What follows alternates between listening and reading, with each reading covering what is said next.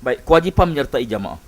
Perlulah diterangkan bahawa orang-orang yang sanggup menjalankan tugas mulia ini hendaklah bersatu di dalam suatu gerakan Islam atau harakah Islamiyah yang tersusun. Sekarang kita dah ada individu-individu yang sedia berkorban. Kumpulkan yang bersedia ni. Ya.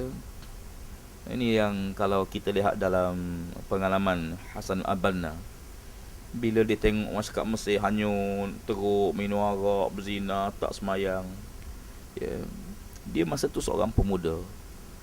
Dia pergi rumah mufti. Dia pergi rumah mufti, dia pergi rumah qadi, bincang dengan qadi macam mana cara kita kena buat. Qadi tu kata, ya Hasan, Mesir ni tak ada harapan dah nak pulih. Ya, tak ada harapan dah. Dia keluar pada rumah tu, dia menangis. Menangis dia apa?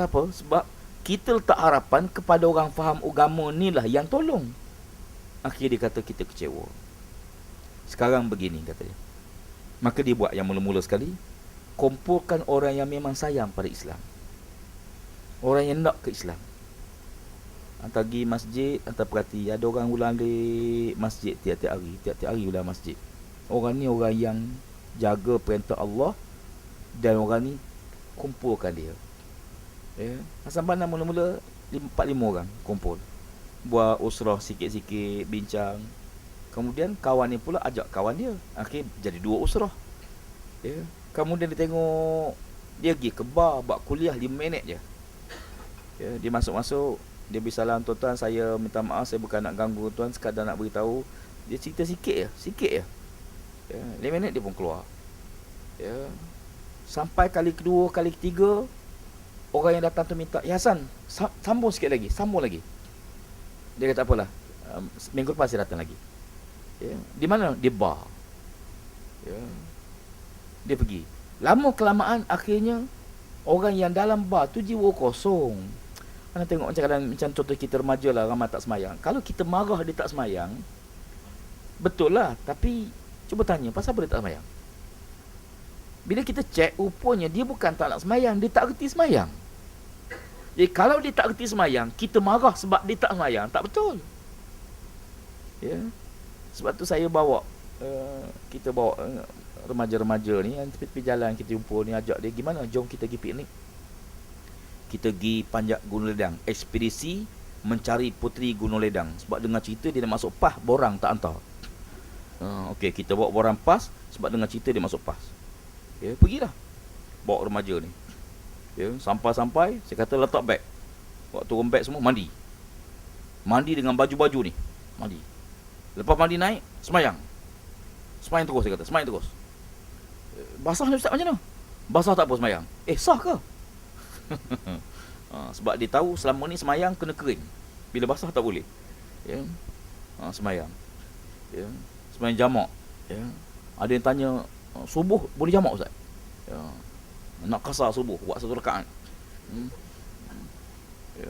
Jadi seronok dia kita tarbiyah dalam keadaan dia rasa tak tertekan. Ya. Sebab tu yang penting kita wujud suasana tu seronok. Ya, tarbiyah ni boleh masuk dalam mana-mana, tapi yang penting wujudkan suasana seronok tu dulu. Ya. Saya baru ni pergi ke Gua Kota Gelangi. Saya ingat kalau hantar nak buat program sana bagus. Ya. Gua Kota Gelangi ni rupanya menarik. Ya. Dia banyak gua, dan dia ada program yang kita tak boleh buat melainkan dengan jamaah, team building. Ya. Kemudian ada di satu gua tu ada, ya, kita buat macam duduk dalam kubur lah. Ya. Kita pasang speaker apa semua, duduk diam, seorang-seorang tengah malam pergi pukul 2 pagi. Ya. Pergi duduk seorang kita tu, setengah jam duduk seorang dalam gelap gelita tu, celik mata pun tak dapat benda. Lebih baik pejam daripada celik. Ya. Tengah duduk itu tu, ma rabbuka. Memang lepas keluar tu memang jadi baik lah. Yang mana yang something sekali, di situ dalam gua tu dia ada satu lubang betul-betul macam liang lahat tu, sebiji macam liang lahat. Mana ketua Samsen Sarik dulu kita buh di situ. Ya. Dan tengok, yang penting betul ya, yang penting kita tarbiyah melalui suasana yang dia rasa seronok, dia rasa tak tertekan. Tapi kalau kita pergi bawa ke masjid, dia tak boleh. Tambah pula kalau masuk masjid, tang kuasa masjid pula dia tengok langit, dia kata aku rasa hujan hari ni. Pakai tobat tak datang lah. Jadi dia kata yang dah ada ni kena ikatkan dia mereka dalam satu gerakan Islam yang tersusun. Hal yang penting, nama dan bentuk susunan dan pertubuhan ini tidaklah penting sangat. Nama tak penting, tak semesti buah nama Islam baru jadi Islam. Ya. Tuan-tuan tengok sebab sangat masa pilihan raya baru ni. Gagasan kita negara berkebajikan. UMNO tanya, mana negara Islam? Ya. Sesuatu itu tak semesti sebut Islam baru jadi Islam. Ya, kita buat program begini, kita buat gagasan begini. Ya. Program kita program negara berkebajikan.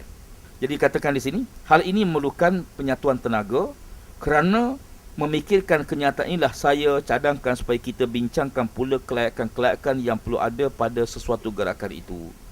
Kata Fatihakan, ya, Abu Al-Maududi kata dia, setelah kita bincangkan syarat-syarat tadi, maka dicadangkan bahawa kalau kita nak sampai ke tahap itu, kita kena bincang masuk bab yang baru, iaitu bab ketiga, kelayakan-kelayakan yang perlu ada pada sesuatu jamaah atau gerakan yang memperjuangkan Islam. Ada 4 kelayakan. InsyaAllah ini kita akan detailkan kemudian. Ya. Setelah kita bincang kelayakan peribadi, alhamdulillah kita dah adalah sikit sebanyak. Walaupun tak sempurna, tak hebat macam orang lain, tak apa.